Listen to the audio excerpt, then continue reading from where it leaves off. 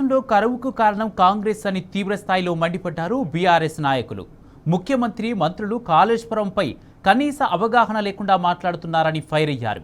కాళేశ్వరం ప్రాజెక్టులో భాగమైన Gayatri pump హౌస్లోని delivery సిస్టమ్ను పరిశీలించిన నేతలు మేడిగడ్డకు, మేడారంకు తేడా తెలియని వ్యక్తి చొప్పదండి ఎమ్మెల్యే అని విమర్శించారు. నంది మేడారం నుంచి మిడ్ మ్యానర్ వరకు గ్రావిటీ ద్వారా నీళ్లు వెళ్తున్నాయని ఓ మంత్రి అబద్ధాలు మాట్లాడుతూ ప్రజలను తప్పుదోవ పట్టిస్తున్నాడని విరుచుకుపడ్డారు.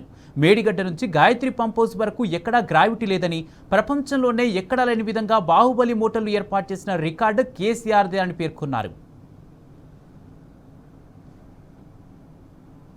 అవగాహన లేకుండా ప్రజలను తప్పుదో పట్టిస్తున్నారు.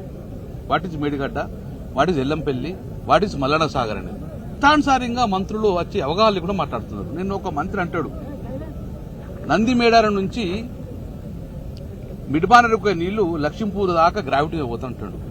అసలు ప్రపంచంలో బాహుబలి మోటార్, ప్రపంచంలో అత్యంత ఎత్తున బాహుబలి మోటార్లు వేసి లిఫ్ట్ చేసింది ఎక్కడ అంటే ప్రపంచంలో ఇక్కడే, ఇక్కడ గాయత్రి పంప్ హౌస్ లో.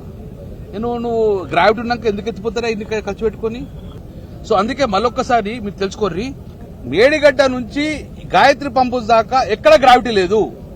మొత్తం సుమారు 600 మీటర్ల వరకు కూడా ఈ హైట్ లో ఉన్నది. అందులో ఈ 2 పంపుల కానీ 235 మీటర్ల ఎత్తున ఈ రోజు మనం ఎడ్మిట్ చేస్తున్నాం. కాబట్టి సో అవగాహన కూడా మాట్లాడుకుంటే ప్రజలు తప్పుదో పెట్టకుర్రి.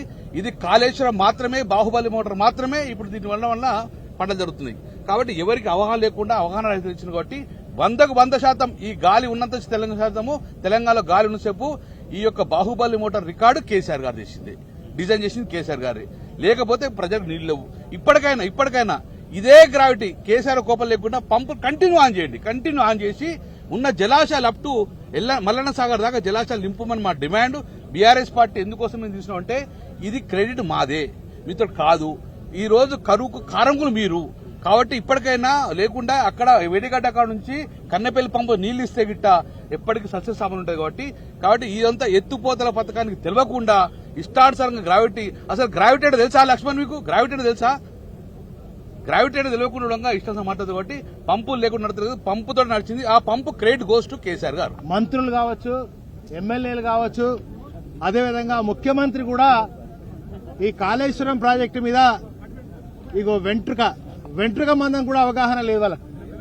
అరే యాత్రలు కాదయా, పాదయాత్రలు కాదయా, పంప్ హౌస్ లో ఆన్ చేయరా అని చెప్పినాం. పాదయాత్రలు చేస్తే పంపులు ఆన్ అయితాయా? అదేవిధంగా ఇవాళ మేడిగడ్డకు మేడారంకు తెలియనటువంటి సన్నాసి ఈ చొప్పదండి నియోజకవర్గంలో ఎమ్మెల్యేగా ఉన్నాడు. 2014 వరకు తెలంగాణ రాష్ట్రంలో ఎల్లంపల్లి ద్వారా ఆనాడు ఒక్క చుక్క కూడా ఎందుకు నీళ్లు విడుదల చేయాలని చెప్పి నేను ఇవాళ కాంగ్రెస్ ప్రభుత్వాన్ని, మంత్రులను, ఉత్తమ్ కుమార్ రెడ్డిని, అదేవిధంగా రేవంత్ రెడ్డి గారిని అడుగుతా ఉన్నా. 2014 కంటే ముందు తెలంగాణలో ఆత్మహత్యలు ఎందుకు జరిగినాయి? మీరు నీళ్లు ఇచ్చినట్టయితే ఇదే ఎల్లంపల్లి నుంచి తెలంగాణలో వలసలు ఎందుకు పోయినాయి? ఈ ప్రాంతం, మా చొప్పదండి నియోజకవర్గ ప్రాంతం అంతా మెట్ట ప్రాంతం, ఎడారి ప్రాంతం. ఇదే కేసీఆర్ గారు వచ్చిన తర్వాత వరద కాలువ జీవనది అయింది.